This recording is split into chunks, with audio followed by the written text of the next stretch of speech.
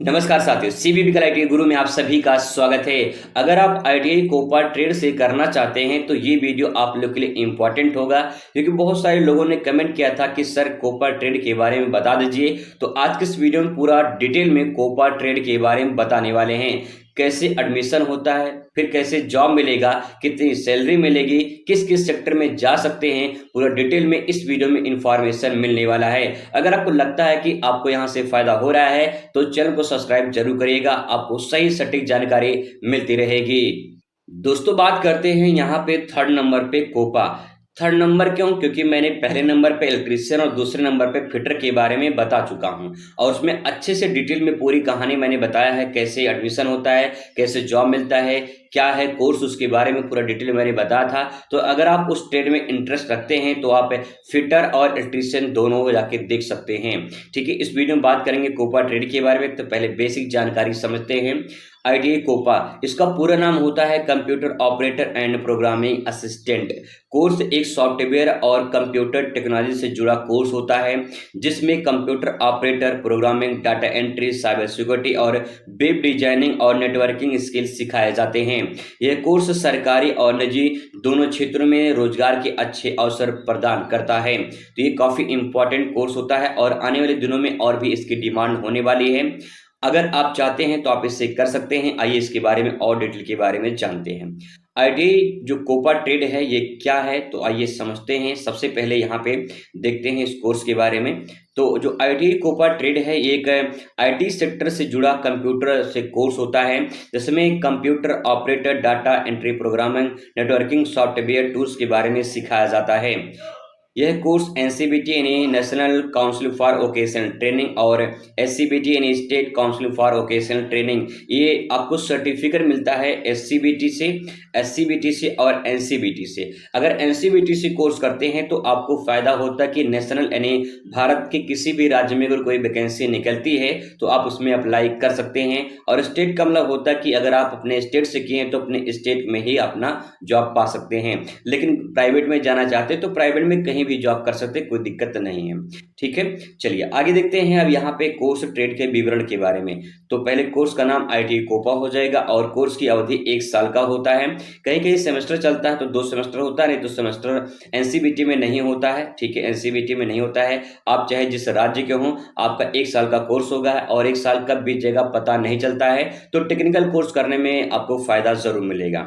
वही बात करें इसी योग्यता के बारे में, तो योग्यता 10वीं पास होना चाहिए किसी भी मान्यता प्राप्त बोर्ड से। अगर आप हाई स्कूल पास हैं तो आप इसके लिए एलिजिबल हैं।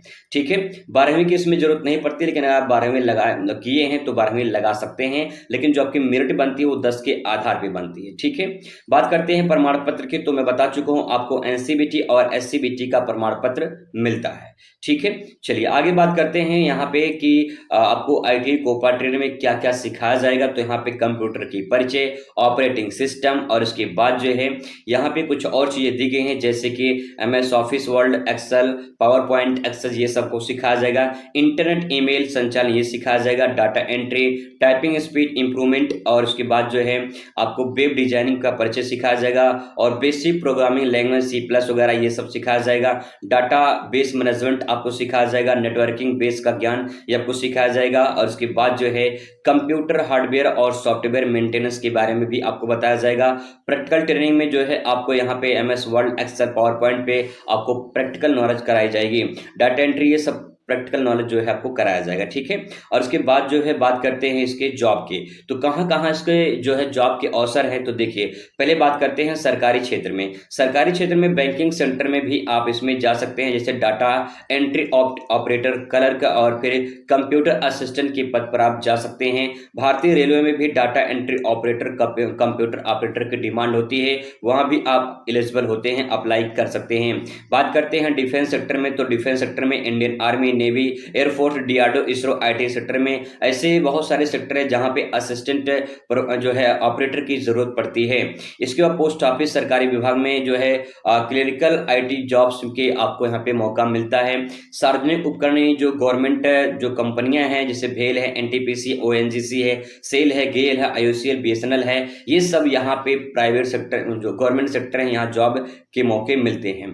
बात करते हैं प्राइवेट सेक्टर में। तो प्राइवेट सेक्टर में बहुत सारे आईटी कंपनियां हैं, जैसे टीसीएस है, इन्फोसिस है और उसके बाद विप्रो है। ऐसे न जाने बहुत सारी कंपनियां हैं जहां पे आपको जॉब मिल सकती है प्राइवेट सेक्टर में। ठीक है, data entry, bank office job में यहाँ पे भी आपको जो है बेनिफिट मिल सकता है। सॉफ्टवेयर कंपनियों में वेब डिजाइनिंग और बेसिक प्रोग्रामिंग जॉब को भी आप यहाँ पे आपको मौका मिलता है। और उसके बाद नेटवर्किंग हार्डवेयर कंपनियों में भी आपको जॉब मिलती है। ग्राफिक डिजाइनिंग और डिजिटल मार्केटिंग भी अवसर आपको मिल जाता है। और उसके बाद जो है ऑफिस असिस्टेंट और कंप्यूटर ऑपरेटर की जॉब भी आपको मिल जाती है। वही बात करें, विदेश में भी नौकरी पाने का जो है यहाँ मौका मिलता है। डाटा एंट्री और कंप्यूटर ऑपरेटर आईटी सेक्टर में भी आपको यहाँ पे जॉब मिल सकती है। कहाँ कहाँ मिल सकती है, ये कुछ ऐसे यहाँ पे देश एग्जाम्पल के तौर पे दिए गए हैं।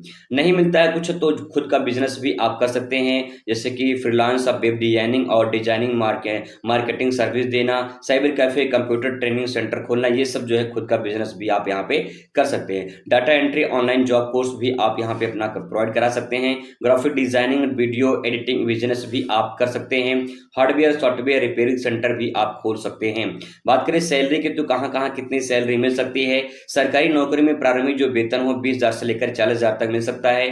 प्राइवेट सेक्टर में वेतन 15,000 से लेकर 35,000 तक वेतन मिल सकता है। और विदेश में नौकरी पाने का मौका मिलता है तो वहाँ पे आपको जॉब ज़्यादा मिलती है और पैसा भी ज़्यादा मिलता है। और 50,000 से लेकर 1.5 लाख तक भी आपका इसका वहाँ पे जो है पैसा मिल सकता है। स्वरोजगार, जैसा आपका रोजगार रहेगा वैसा आपको बिजनेस वहाँ पे मिलेगा, वैसा ही आपका वहाँ पे कमाई रहेगी। ठीक है, बात करते हैं कि आईटीआई कोपा ट्रेड क्यों करें, तो ये भी जानना जरूरी है। सरकारी और प्राइवेट सेक्टर में जॉब के कई अवसर यहाँ मिल जाते हैं। कम समय में जो है करियर शुरू कर सकते हैं, 1 साल में अपना करियर स्टार्ट कर सकते हैं। और आईटी डिजिटल इसकी लगातार बढ़ती मांग कारण इसकी डिमांड और बढ़ रही है। स्वरोजगार और ऑनलाइन वर्क कराने की बेहतर सुविधा यहाँ पे आपको मिलती है।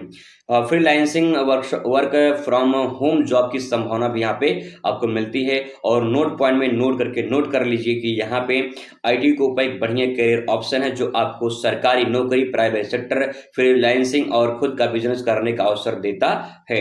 यह कोर्स आईटी और computer operator job, designing, programming, data entry, digital word काम करने के लिए स्किल विकसित करता है। अगर आप कंप्यूटर, आईटी, डिजिटल क्षेत्र में रुचि रखते हैं तो आप ये कोर्स के लिए जो है कर सकते हैं, आपके लिए बेहतर विकल्प साबित होगा। तो दोस्तों ये थी कोपा ट्रेड के बारे में, जो कि मैंने पूरी कोशिश किया कि जॉब से लेकर पूरा एडमिशन तक पूरा आपको जानकारी मिल जाए। और अगर आपको कुछ और ट्रेड के बारे में जानकारी चाहिए तो आप उसके बारे में कमेंट कर सकते हैं, आपको जवाब दिया जाएगा। चलिए मुलाकात करते हैं अगली वीडियो में, तब खुश रहिए, मस्त रहिए और जिंदगी में स्वस्थ रहिए। धन्यवाद।